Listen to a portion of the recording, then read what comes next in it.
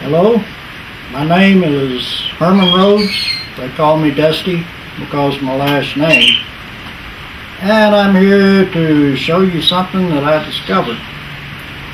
And if you think the pyramids of Egypt are a mystery, wait till you see what I have.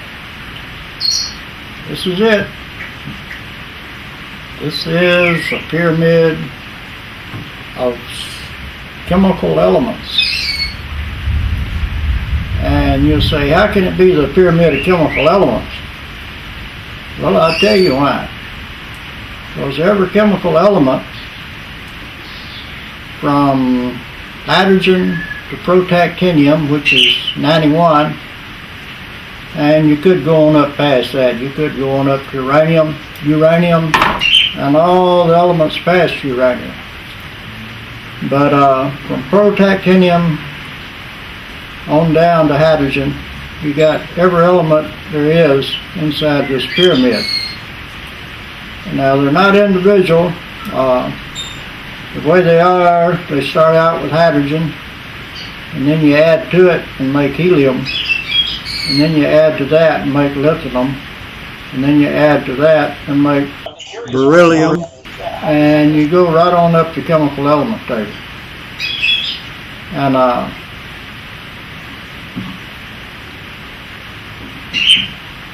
each element has the same atomic weight and the same atomic number as what's on the chemical element table. So that is really something. And with this pyramid, there's other things. Every toothpick sits between two hexagon structures. Every toothpick on here connects two hexagon structures. And that's really something. And you got layers. If you look, you got layers slanting this way, layers of hexagons, plus the face. Alright, all four sides are the same. This side you got layers going this way. This side you got layers going this way. And the front you got layers coming back toward me. And the back you got layers stacking away from me. And all these elements are found on each corner. In other words, on each corner there's a hydrogen atom. And then if you add to it, there's a helium atom on each corner, and then a lithium on each corner. Same with the top. You got hydrogen, if you add to it, you got helium, and then if you add to that, you got lithium, right on down the pyramid. Also, from inside the pyramid up to the top, it's the same thing. I haven't explored the inside that much yet, but I have found a pyramid inside a pyramid inside a pyramid right in the center. And then I found 4 pyramid structures on the bottom, like a crisscross. 1, 2, 3, 4 in the middle. But they don't go up very high. They go up to right here. So I guess that would be silicon. So I thought I'd pass this pyramid on to you, and I'm going to go step by step with the pyramid structure of each element, and I'm going to end up with zinc. And that's all of these little pieces I had. I could have went on up to protactinium, but I run out of little pyramids that I made. I made these out of photo paper, clear photo paper, and I printed off a pattern and cut them out with scissors and taped them together with Scotch tape. So if you want to make a school project, you can do that, and I'll do it the same way. And this is my pyramid. I did all this with photo paper, this whole thing. And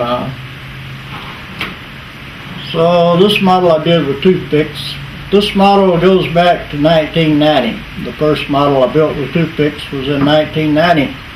And I came home from the hospital from a cancer operation for colon cancer. And I needed something to get my mind off of the pain, so I thought I'd build this. Well, I didn't even know what I was going to build when I started out. I just happened to luck up on this. I had no idea that I was going to build a pyramid, especially with all the chemical elements in it. But what I did, I started off from a hexagon. You can see on the front, you can see a hexagon structure in the middle there. And I started off with that hexagon structure with the toothpicks going to the middle. The reason I did that was because the scanning tunneling microscope back in those days had found pictures of atoms, but they wasn't very real good like they are now. And the ones they found were just little dots, and they were in a hexagon pattern with a dot in the middle. So that's the same pattern I used on this, and this is what I came up with from gluing all those together at every different angle. You could glue them together, and that's how I arrived at my pyramid. It was purely by accident. I didn't set out to build this. I was just building a structure. Because in the book of Proverbs, King Solomon talks about a structure when he talks about the evolution of the universe. When God created the universe, he used the word structure in one place.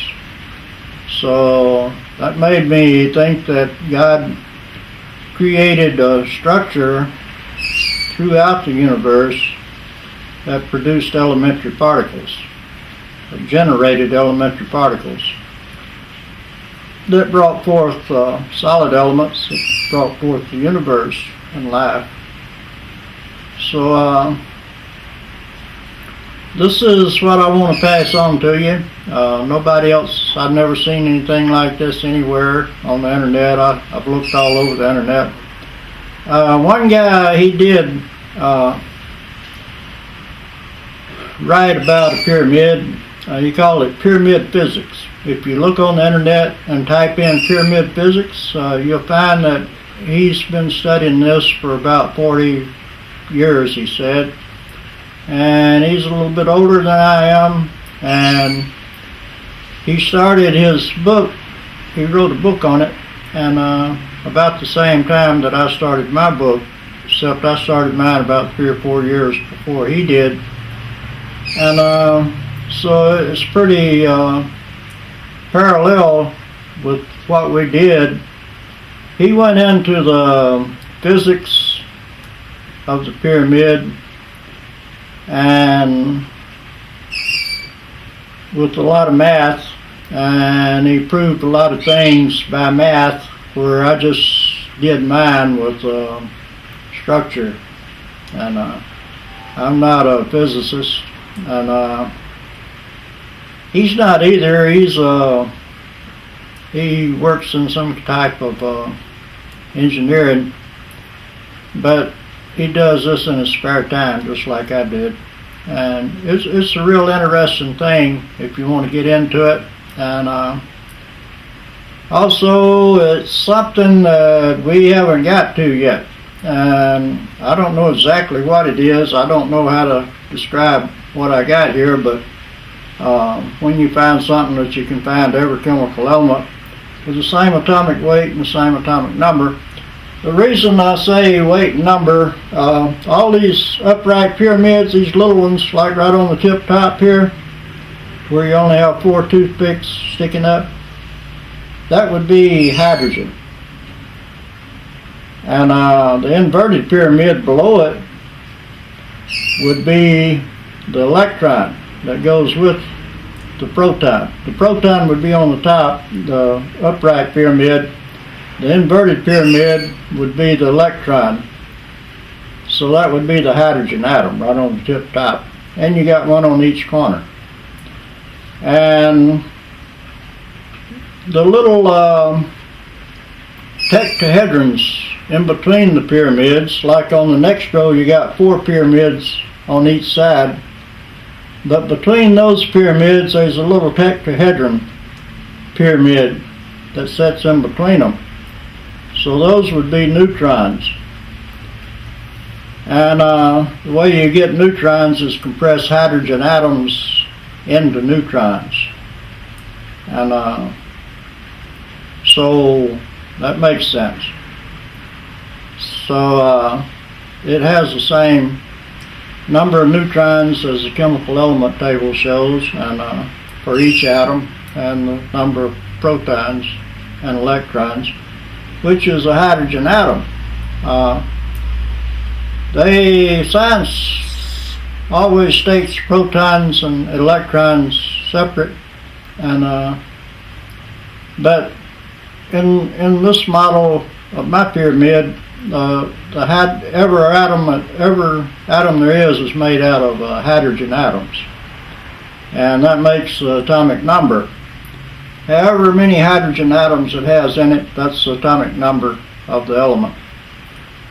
And it's hydrogen atoms held together by tetrahedrons, by neutrons. Hydrogen atoms held together by neutrons make heavier atoms. And neutrons can be, they don't have to be uniform. Some atoms have a lot of neutrons, and the same atom has different types of the same atom with less neutrons. So the neutrons don't seem to have any law. They just kind of cling to where they can cling, and then after they cling to a hydrogen atom, then another hydrogen atom can cling to the neutron. So that's about what I got lined up right now. This is a layer stacking to the left. This is a layer stacking to the right. This is a layer stacking horizontal. This is the layers vertical. This is all the different atoms inside the one big pyramid. This is hydrogen. This is boron. This is silicon. This is zinc. This is xenon. This is protactinium. This is the different layers separated where you can see how they stack. This is all the neutrons and protons where you can count them for each element.